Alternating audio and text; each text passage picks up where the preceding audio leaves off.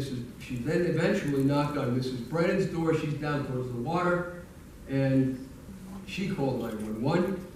And then finally, a day later, bizarrely, Joe Brewer called 911. So there's 4 tapes that we know of, 911 tapes, and the police won't give them up. So they fought me. We tried to foil them, and when we foiled them, they fought us, and the judge took a year and a half to decide the case. Former policeman, the judge. And finally he decided, well, we can't have him under foil, but you can have him if you subpoena the records. It more or less is what he said. And why did he say that? Because while we were waiting for the decision on the foil, the appellate division in Brooklyn decided in a case involving Suffolk County that when somebody's involved in a civil suit, they're entitled to the 911 tapes whether the police are investigating or not. So I said, great, bam, gets your subpoena the next day. And from that, they now fought it. And they lost.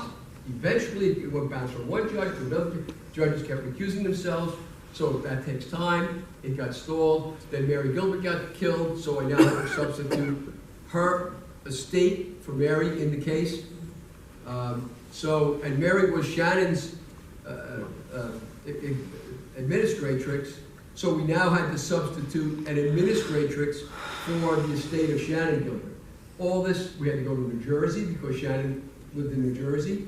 We had to get an order from a Jersey court to do all this. We then had to go to the surrogates court here, and it took forever. And we're doing all this work for free. So it really became very complicated. By the time it all worked its way out, we were down to a year ago, October, when a new judge, Justice Berland, got a hold of it, and he decided in our favor and said, give up the tapes. Why? Because the police department essentially did 2 things in their papers, which they submitted to oppose us getting the tapes. One, they said the tapes are part of an active criminal investigation involving Shannon, so we don't give them up. And 2, they lied. They outright willfully lied in their papers, and they said that the tapes were productions from the get-go of the police department. Everybody should know the police department does not run 911. It's a civilian operation. The police had nothing to do with it. And when those tapes were made, the police weren't even in this case. Those were all made the night that they disappeared. There were no cops. But they lied to the judge, and he caught it, and he wrote on it. Caught it because I pointed it out, but he caught it. He was quick. He was quick. All right, and so he mentions that in his decision, and he mentions that they never came forward with an explanation of how and what way this is involved in a criminal investigation. And he ruled, as I pointed out, that the contrast between their 2 press conferences that they held where they said this is not a criminal investigation, she's not connected to any homicide, and now they're coming into court and saying just the opposite, he pointed that out as well. So I finally won, and then they played some dirty tricks, some slippery tricks the county did, legally, procedurally, I won't bore you with, which stretched it out, took more time, and then they appealed it. And once you appeal, everybody says, how come you don't have the tapes? Well, once a government appeals a decision of a court, there's an automatic, by law, injunction against enforcing the order. So, if you win a judgment against Suffolk County and they appeal it, you're not getting your money until it's all over, okay? If you ask for relief, saying, direct them to give me the tapes, which is what I did, they get an injunction against that until it's over. So they knew that. So they appealed it a year ago, November, and we submitted our briefs.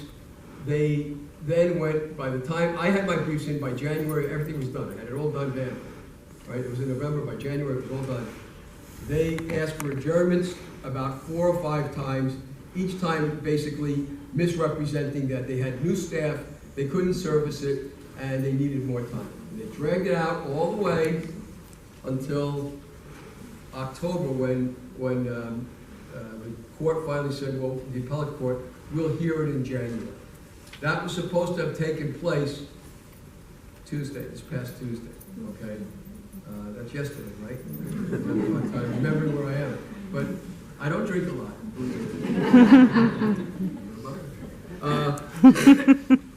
Burke and Spoda, and what was going on with that issue.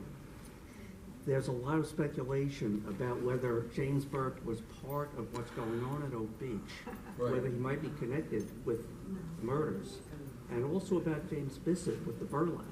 Right.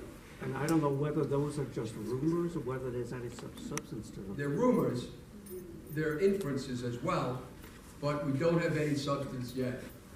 What I can tell you about it, and I don't mind telling you, the public should know. It's part of our pitch to the court. The public should know what's on those tapes. Yes. Because I have much more faith in the public than I do in the courts. All right? And people on the internet, some of them are brilliant. So, you know, it's good to have the public involved. All right? And witnesses come forward when the public is involved.